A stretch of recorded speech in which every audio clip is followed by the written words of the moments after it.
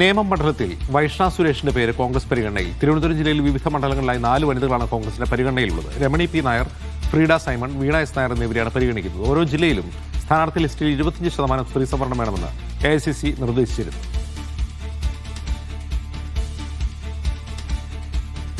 RB Sanoop വിവരങ്ങളുമായി വീണ്ടും. സനൂപ്, ഈ നിർദ്ദേശം കർശനമായി പരിഗണിക്കാനാണോ KPCCയുടെ തീരുമാനം?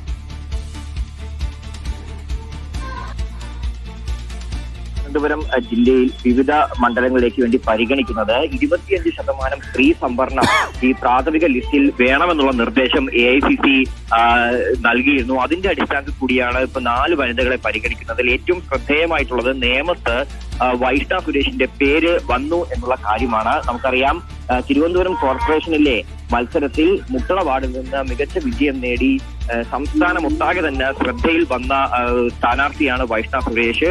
CPM-ആയിട്ട് വോട്ട് അവിടെ ഇല്ലാത്ത രീതിയിലുള്ള ചർച്ചയൊക്കെ വരികയാണ്. കേസാവുകയൊക്കെ ചെയ്ത ശേഷമാണ് വൈഷ്ണ സുരേഷിനെ വിജയിച്ച് കയറാൻ സാധിച്ചത്. അപ്പോ ശക്തമായിട്ടുള്ള ഒരു പോരാട്ടം നടത്തുക, ഒരു യുവ സ്ഥാനാർത്ഥിയെ കൊണ്ടുവരിക, ഒരു പുതുമുഖത്തെ കൊണ്ടുവരിക എന്നുള്ള ലക്ഷ്യം വെച്ചുകൊണ്ടാണ് ഇപ്പൊ പ്രാഥമിക ലിസ്റ്റിൽ മാത്രമാണ് വൈഷ്ണ സുരേഷിന്റെ പേര് വന്നിട്ടുള്ളത്. ഇനി സ്ക്രീനിംഗ് കമ്മിറ്റിയൊക്കെ കൂടിയ ശേഷം മാത്രമേ അന്തിമഘട്ടത്തിലേക്ക് എത്തൂ. കാരണം നിരവധി പേരുടെ പേര് അവിടെ പരിഗണിക്കുന്നുണ്ട്. അപ്പൊ അതിലൊരു പേര് കൂടിയായിട്ടാണ് വൈഷ്ണ സുരേഷിന്റെ പേര് ഇപ്പോൾ വന്നിട്ടുള്ളത്. മറ്റ് സ്ഥാനാർത്ഥികൾ എന്ന് പറയുന്നത് വാമനപുരം മണ്ഡലത്തിൽ രമണി പി നായരുടെ പേര് പരിഗണിക്കുന്നത്. നേരത്തെ ജില്ലാ പഞ്ചായത്ത് പ്രസിഡന്റൊക്കെ ആയിട്ടുള്ളതാണ് Ramani P Nair. KPCC general സെക്രട്ടറിയാണ്, മുതിർന്ന തിരുവനന്തപുരം ജില്ലയിലെ നേതാവ് കൂടിയാണ്. അപ്പോൾ രമണി പി നായരുടെ പേര് അവിടെ പരിഗണിക്കുന്നുണ്ട്. മറ്റ് ഒരു പേര് ഫ്രീഡ സൈമന്റെയാണ്. നിലവിൽ ഇപ്പോ കാഞ്ഞിരംകുളത്ത് നിന്ന് ജില്ലാ പഞ്ചായത്ത് അംഗമായിട്ട് മികച്ച വിജയം നേടിയ ആളാണ് ഫ്രീഡ സൈമൺ. ഏറ്റവും കൂടുതൽ ഭൂരിപക്ഷത്തിൽ ജില്ലാ പഞ്ചായത്ത് അംഗമായ ഫ്രീഡ സൈമന്റെ പേര് 3 പരിഗണിക്കുന്നത്. പാറശാല, നെയ്യാറ്റിക്കര, അരുവിക്കര മണ്ഡലങ്ങളിൽ പരിഗണിക്കുന്നുണ്ട്.